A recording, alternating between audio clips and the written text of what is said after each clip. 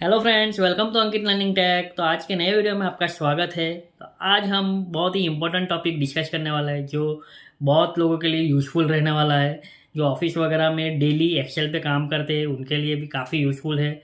और जो स्टूडेंट्स हो गए या जो स्मॉल स्केल बिजनेस रन करते हैं उनके लिए भी बहुत ही बढ़िया अपॉर्चुनिटी है। ये वीडियो से आप काफ़ी कुछ सीख सकते हो और एक्सेल में मास्टर बन सकते हो। तो बेसिकली हम कवर करने वाले हैं आज attendance sheet with salary calculation. तो कैसे सैलरी को कैलकुलेट करते हैं, उसमें क्या क्या डिडक्शन होता है, ऐड होता है, वो सब आज हम कवर करेंगे। तो वीडियो को अंत तक जरूर कर देखें ताकि आपका कोई भी पार्ट मिस ना हो। और चैनल पे नए आए हो तो सब्सक्राइब जरूर कर ले और बेल आइकन को जरूर प्रेस कर ले। तो लेट्स स्टार्ट।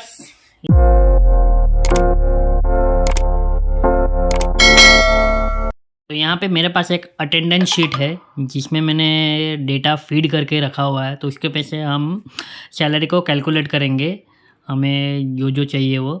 तो सबसे पहले मैंने यहाँ पे एक एम्प्लॉय का डेटा लिया हुआ है, एम्प्लॉय आईडी ली है, एम्प्लॉय का नेम लिया है और उसकी बेसिक सैलरी मैंने यहाँ पे लिख दी है। और एक महीने का डेटा मैंने फीड कर लिया है 1 से लेकर 30 नवंबर तक का। और उसमें प्रेजेंट, एब्सेंट, अगर लीव ली है तो लीव, और हाफ डे लिया है तो हाफ डे मैंने उसमें फीड कर दिया है। जैसे कि आप देख सकते हो मैंने को यहाँ पे कॉलम्स बनाए हुए हैं। तो वो कॉलम पे मैंने एक एब्सेंट लिखा हुआ है ए, लीव के लिए एल, हाफ डे के लिए एच। और उसकी वजह से हम बाकी सब कैलकुलेट करेंगे। तो आइए देखते हैं पहले कैसे कैलकुलेट करते हैं हम। तो सबसे पहले हम एब्सेंट का कॉलम कैलकुलेट करेंगे।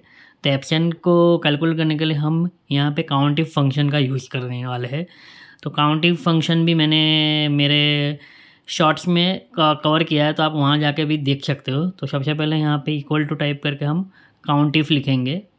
तो मैं यहाँ पे काउंटिव का फंक्शन ले रहा हूँ ताकि हमको एब्सेंट कितने हैं, टोटल काउंट ऑफ एब्सेंट्स मिल जाए।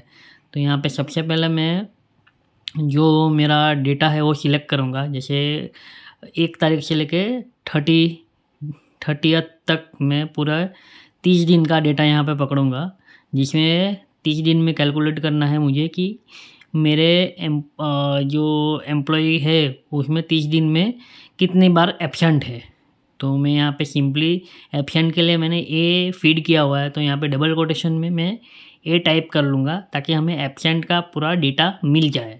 तो देखिए मैंने ये टाइप कर लिया है। अभी जैसे ही मैं एंटर करूँगा तो मुझे टोटल नंबर ऑफ़ एब्सेंट्स मिल जाए।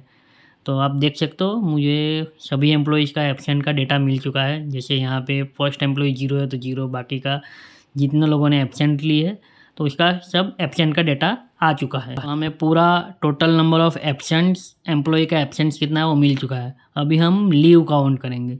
तो लीव के लिए भी सेम फार्मूला हम यूज़ करने वाले हैं, काउंटिव का ही। सिर्फ इसकी जगह एक ही जगह हम ए को रिप्लेस करेंगे एल से, ताकि हमारा जो टोटल नंबर ऑफ़ लीव्स है वो काउंट हो जाए। तो सिंपली यहाँ पे काउंटिव मैंने टाइप कर लिया और सेम रेंज सिलेक्ट करनी है हमें। सेम रेंज सिलेक्ट करके हमें उसी में से हमें लीव काउंट करना है। तो हम वापस वही रेंज सिलेक्ट कर लेंगे। जैसे मैं यहाँ पे 1 से लेकर 30 डेट का सिलेक्ट कर लिया है मैंने। और यहाँ पे सिंपली मैं अभी एल टाइप कर लेता हूँ डबल कोटेशन में, ताकि हमें लीव का डेटा मिल जाए। तो डबल कोटेशन में एल और ब्रैकेट क्लोज और एंटर, और ताकि आपको पूरा लीव जो जो एम्प्लॉय ने लीव ली है वो लीव का आपका डेटा आ चुका है। जैसे फर्स्ट एम्प्लॉय अंजू वाली ने यहाँ पे 2 लीव ली है, वैसे ही दूसरे एम्प्लॉयज़ का पूरा डेटा आपको मिल चुका है। तो हमें एब्सेंट का डेटा मिल चुका है, लीव का डेटा। अभी हमें हाफ डे कैलकुलेट करना है। तो सेम वे हाफ डे के लिए भी हम डेटा सिलेक्ट करेंगे यहाँ पे पूरा, और उसमें सेम हाफ डे के लिए हमने एच यूज़ किया है, तो हम यहाँ पे डबल कोटेशन में एच टाइप कर लेंगे। तो हमको हाफ डे का भी डेटा मिल जाएगा, मतलब total number of half day कितना लिया हुआ है कौन से एम्प्लॉई ने। अभी हमें मेन पार्ट पे आ गए हैं कि टोटल प्रेजेंट काउंट करनी है। तो टोटल प्रेजेंट कैसे काउंट करेंगे, तो हम काउंट का ही फंक्शन यूज़ करने वाले हैं, लेकिन यहाँ पे काउंट ए फंक्शन आएगा। काउंट ए फंक्शन क्या करता है, टोटल नंबर ऑफ़ जो सेल्स है वो काउंट करता है, मतलब कितने सेल्स है। तो यहाँ पे हमने जो 30, हमारा जो 1 से लेकर 30th डेट तक जो सेल्स है वो हमको काउंट करना है। तो बेसिकली हमें पूरा सेल काउंट कर लेते हैं। जैसे यहाँ से 1 से लेकर 30 तक मैंने यहाँ सिलेक्ट कर लिया है। आप देख सकते हो मैंने सिलेक्ट कर लिया, ब्रैकेट क्लोज करूँगा और एंटर करेंगे तो उसके बाद हमें टोटल नंबर ऑफ़ काउंट मिल जाएगा। Means total number of count कितना है, 30 डेज है। तो यहाँ पे 30 आंसर आना चाहिए हमारा। तो जैसे ही मैं एंटर प्रेस करूँगा तो यहाँ पे आप देख पाएंगे कि मुझे 30 आंसर मिल गया है। तो आप देख सकते हो टोटल नंबर 30 आया है। तो हमें यहाँ पे डेज तो आ गए हमारे 30 डेज, हमारा 30 डेज पे हमें सैलरी कैलकुलेट करनी, लेकिन हमने एब्सेंट भी कुछ ली हुई है, लीव भी ली है और हाफ डे भी हमारा है, तो हमें उसे भी डिडक्ट करना है। जैसे किसी ने कुछ एब्सेंट लिया तो हमें वो सैलरी में से माइनस करना है उसका, तो हम एब्सेंट्स को माइनस कर लेंगे और प्लस लीव। तो लीव हमें बहुत सारी कंपनीज वगैरह, मतलब ऑलमोस्ट 99% कंपनी में लीव्स एप्लीकेबल रहती है, जो हम पेड लीव में ले सकते हैं ताकि हमारा सैलरी डिडक्ट ना हो। वो टाइम पे हम ये लीव यूज़ करते हैं तो हमारा सैलरी डिडक्शन नहीं होता है। और बाकी हाफ डे हम सिलेक्ट कर लेंगे। जैसे यहाँ पे मैंने हाफ डे सिलेक्ट कर लिया है, तो हाफ डे के लिए आप हाफ डे सेल को सिलेक्ट करेंगे और एंटर करेंगे तो आपको 29 डेज यहाँ पे आंसर आया है, जो कि आपका ये गलत है, क्योंकि हाफ डे आपका, आप सोच रहे होगे कि हाफ डे तो आधा दिन ही काउंट होना चाहिए, तो हम यहाँ पे डिवाइड बाई 2 कर लेंगे ताकि वो हाफ डे काउंट हो जाए। देख सकते हो आप 29.5 आंसर आया है। तो ये आपका टोटल प्रेजेंट हो गया। मीन्स 30 डेज में आपने कितनी प्रेजेंट हुई, तो ये आपके टोटल प्रेजेंट जो रहेगा उसके ऊपर से हमारा मंथ का सैलरी कैलकुलेट होने वाला है। मंथ की सैलरी हम कैसे कैलकुलेट करेंगे, तो सबसे पहले हमें डे का सैलरी कितना है वो कैलकुलेट करना पड़ेगा। जैसे मेरा एक दिन का पगार कितना हुआ तो वो हम देखेंगे, तो बेसिक सैलरी से हम एक दिन का पगार कैलकुलेट करेंगे। जैसे बेसिक सैलरी और टोटल नंबर ऑफ़ हमारा जो डेज है वो उससे डिवाइड कर लेंगे, तो हमारा एक दिन का पगार कितना है वो आ जाएगा। जैसे 500 रुपीज़ यहाँ पे आप देख सकते हो एक दिन का पगार है, लेकिन हमें ये मंथ की सैलरी कैलकुलेट करनी है। तो हमारा basic salary divide by total number of days into हमारा जो आएगा वो है टोटल नंबर ऑफ़ प्रेजेंट, हम कितना हमने प्रेजेंट हुए कितनी दिन। तो यहाँ पे जो सेल है वो टोटल प्रेजेंट का सेल सिलेक्ट कर लोगे तो आप देख सकते हो यहाँ पे आपका मंथ का सैलरी कैलकुलेट होकर आ गया है। मीन्स आपका बेसिक सैलरी 15,000 है, डिवाइड बाई हमने 30 कर दिया। मीन्स 30 डेज आपने भरे हैं, इनटू आपका जो टोटल नंबर ऑफ प्रेजेंट है वो मल्टीप्लाई करेंगे तो आपका मंथ का सैलरी आ चुका है आपका। ये है मंथली सैलरी। लेकिन इसके अंदर भी हमारे बहुत सारी कंपनीज में आपको कुछ अलाउंसेस मिलती है। जैसे यहाँ पे टीए लिखा हुआ है वो ट्रैवल अलाउंस है, तो बहुत सारी कंपनियाँ ट्रैवल अलाउंस प्रोवाइड करती है। तो मैं सिंपली यहाँ पे 1000 रुपीज़ डाल देता हूँ ट्रैवल अलाउंस, सबके लिए कॉमन एक सबके लिए कॉमन पकड़ लेता हूँ ट्रैवल अलाउंस 1000 रुपीज़। तो ऐसे ही यहाँ पे दूसरा है एचआर है यानी हाउस रेंट अलाउंस। ये भी बहुत सारी कंपनियाँ देती है। जैसे यहाँ पे मैंने ट्रैवल अलाउंस 1000 रुपीज़ पकड़ा है, वैसे ही यहाँ पे हाउस रेंट अलाउंस भी एक फ़िगर पकड़ लेता हूँ कोई भी। जैसे मैंने यहाँ पे 3500 समथिंग कुछ टाइप कर लेता हूँ। तो ये हमारा हाउस रेंट सबके लिए सेम ही हम कॉपी कर लेंगे ताकि ये डेटा सेम रहे। तो हमारा मंथ सैलरी आ चुका है, हमको ट्रैवल अलाउंस मिला है और एचआर है। तो ये जो अलाउंसेस हमको मिले ये दोनों हमारी मंथ सैलरी में ऐड हो गए, तभी जाके हमको ग्रॉस सैलरी मिलेगी।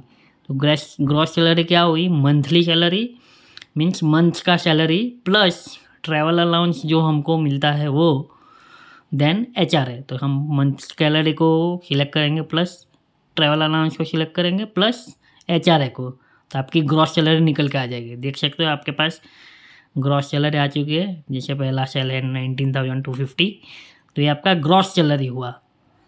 जैसे हमने मंथ सैलरी कैलकुलेट किया उसके ऊपर हमारा 2 एडिशनल आया, टीए एंड एचआर है। जैसे हमें ग्रॉस सैलरी मिल चुकी है तो अभी हम पीएफ कैलकुलेट करेंगे।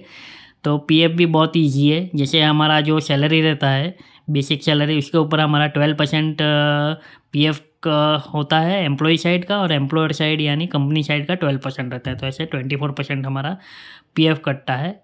मीन्स 12% हमारा ऐड होता है, माइनस होता है हमारी सैलरी में से, और 12% कंपनी साइड से माइनस होता है। जैसे बेसिक सैलरी से हम 12% तो कैलकुलेट करेंगे हमारा पीएफ, तो 1800 हमारा पीएफ जो हमारे सैलरी से डिडक्ट होगा, जो हर महीने पीएफ में जमा हो जाएगा, जो हमें जब हमारी सर्विस होगी या हमें जब रिटायरमेंट लेंगे तो वो हमें मिल जाएगा। अभी बेसिकली हमें यहाँ पे ईएसआई कैलकुलेट करना है। तो ईएसआई यानी कि एक गवर्नमेंट की स्कीम है, हेल्थ स्कीम, जिसमें हमें कुछ परसेंट कंट्रीब्यूट करना रहता है, जो हमारी जब हेल्थ ख़राब हो तो हमें काफ़ी फ़ायदा हो। तो इससे भी हम जो हमारी ग्रॉस सैलरी है उसके ऊपर कैलकुलेट करेंगे, यानी मंथ सैलरी। तो ईएसआई कैलकुलेट कैसे करेंगे, जैसे हमारा यह मंथ सैलरी लिया हमने इनटू हमारा जो 0.75% है वो हम कैलकुलेट कर देंगे। जैसे यहाँ पे ईएसआई आ गया है 111, तो ये हमारा हो गया ईएसआई। और अब हम फाइनली जो हमें इन हैंड मिलने वाला है, मतलब सब जो भी एडिशन हो गया, जो डिडक्शन हो गया, और फाइनल अमाउंट जो हमारे हाथ में आने वाला है वो हम कैलकुलेट करेंगे, जिसे कहते हैं हम नेट सैलरी। तो नेट सैलरी कैसे कैलकुलेट करेंगे, तो नेट सैलरी क्या हो गया हमारा, पहले तो हम नेट सैलरी में ग्रॉस सैलरी पकड़ेंगे फर्स्ट। तो हम यहाँ पे ग्रॉस सैलरी पकड़ लेंगे। उसके बाद जो जो हमें डिडक्ट होने वाला है, जैसे यहाँ पे क्या क्या डिडक्ट होने वाला है, एक पीएफ हमारा डिडक्ट होने वाला है और एक होने वाला है ईएसआई। तो हम दोनों को डिडक्ट कर लेंगे। तो ये देख सकते हैं आपकी नेट सैलरी निकल के आ चुकी है 17,339। वैसे ही सभी एम्प्लॉय की यहाँ पे इन हैंड सैलरी, जिसे बोलते हैं हम इन हैंड सैलरी, मीन्स हमारे जो अकाउंट में जमा होती है या हमें जो एचआर के थ्रू मिलती है, चेक या जो भी मोड में हमें जो मिलती है, वो हमारी इन हैंड सैलरी है। तो ये था हमारा सैलरी कैलकुलेशन। तो आज हमने काफ़ी कुछ कवर किया, कैसे हम एब्सेंट, नंबर ऑफ़ एब्सेंट निकालते हैं, टोटल नंबर ऑफ़ प्रेजेंट कैसे निकालते हैं, क्या क्या हम हमें अलाउंसेस मिलते हैं, और ग्रॉस सैलरी कैसे फाइंड करते हैं, और फाइनली हमारा नेट सैलरी कैसे हमें मिलता है। तो वो हमने आज कवर किया। तो वीडियो पसंद आई हो तो लाइक, शेयर एंड सब्सक्राइब ज़रूर करें, ताकि ऐसे ही लर्निंग वीडियोस का बनाने का मोटिवेशन मुझे मिलता रहे।